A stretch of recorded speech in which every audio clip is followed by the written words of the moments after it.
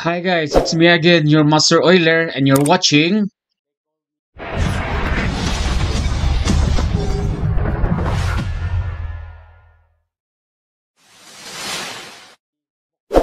Medyo matagal na tayong di nagkita dahil sa sobrang busy ng life at balik trabaho na naman tayo. Well anyway, magbibigay pa rin tayo ng tips sa mga baguhan nating kabaro na nais mag-inhinyero ng makina sa barko. Pero syempre, bago mo marating yan, dumaan ka muna sa pinakamababang ranggo. Rank ay ang isang engine cadet. Sa bidyong ito, ipapakita ko at magbibigay tayo ng kaunting tips para sa kaalaman ng mga bagong engine crew.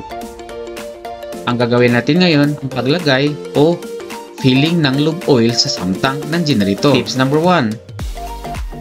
Tandaan, alamin muna kung saang storage ka kukuha ng langis para sa generator natin at kung ilang litro ang ilalagay mo.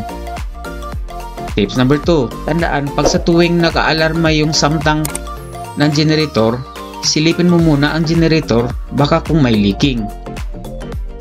Gaya na lang ng lube oil cooler bago ka magkarga ng langis. Tips number 3. Kung ikaw ay nagsasali ng langis sa container, tandaan mo may narinig kang alarma, wag mong iiwan nakabukas ang barbula nang di ka maapawan. Tips number 4. Huwag kalimutang i-reset o i-acknowledge yung alarma. Sana may natutunan kayo. Salamat sa panonood.